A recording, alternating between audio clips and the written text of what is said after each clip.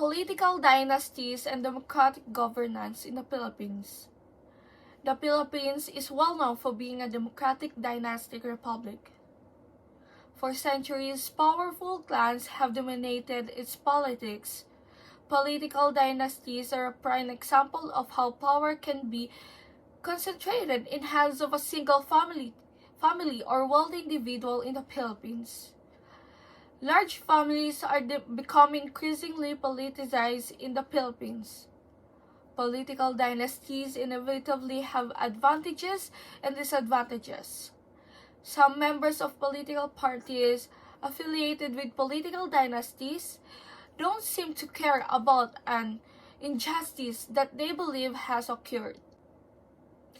Family in politics is sometimes power-hungry or incapable of being subject to legal restriction. Considering that we live in a democratic nation, political dynasties pose a serious threat to democratic governance in the Philippines and result in the consolidation of power because they give rise to family dominance over political power.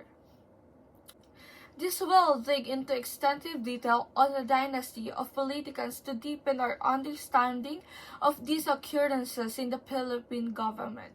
Political dynasty worsen poverty in resource-rich non-Luzon provinces, but not in Luzon, where there is competitive business climate according to research on local government leadership in Philippines from 2004 to 2016. The actual data from the Philippines indicates the relationship between dynastic concentration and underdevelopment means the given study findings that there is a connection between the frequency of political dynasties and poverty. More attention needs to be paid to the law and its strengthening for the next generation to hold elected position.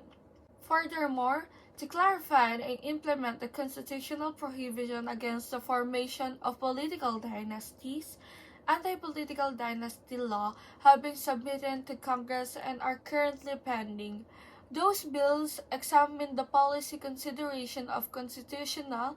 The proposed solution help us better appreciate and understand Article 11, Section 26 of the law, which will be further supported by the findings of Mapala 2015. In this investigation, paper dynasties continue, in which family members share a surname or bloodline, and are subject to abuse, power, and unequal treatment from the law, particularly in the Philippines. We simply want the Philippines to prosper, so we propose a wise leader and risk everything to help the nation. Let's have more educated individuals who can make the laws and who knows how to obey the law. Let's find a credible source in each political party that we propose to be elected to that position. Not just because the last name is well known or has a name in the industry, that's where we'll put him. It's necessary to read and adjust our thinking to the law. Everyone in the country will benefit from this since everyone will receive the same treatment and attention. The law must, after all have wrongs, equal rights, and living standards will be beneficial to us as a Filipino citizens. We will overcome the challenge of continuing to expand as a result of policies that misuse public funds. The proposal will be modified in the Philippines after the Congress passes the final legislation, as no family member will be able to hold position of authority in local or regional government. Instead, prosperity will be available to all Filipino citizens, something that we all aspire to. Not only should it benefit the wealthy and unlawful conduct individuals, but also those who possess intellect and tenacity and should be represented in positions of authority. Don't let this chance to support the legislation that we're proposing be wasted. A family's career in government or a term in office cannot be extended only by experience and knowledge. This is not because it is considered that one family member will be more knowledgeable then the others or have more sway over them. Experience encompasses more than just learned proficiency handling a role. A person in leadership needs to know how to put forth effort and trustworthy in the service that he does. The responsibility of a leader is to pull up and not down. We need to look more closely at educated individuals. Whether they are members of a political party or not, they should be treated equally since the law has the power. As stated, the reason dynasties are prominent in the Philippines is not because politics is broken, but rather because politics makes dynasties strong. Some organizations just won't let their members play in dynasties. An institutional change, a change to rules of a game, is genuinely required. What there ought to be done? Response might not be constant.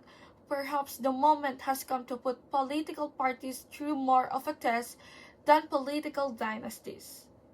Stricter rules are what's desperately needed to ensure political parties' commitment, broaden their appeal, and ensure their longevity, not prohibition on dynasties.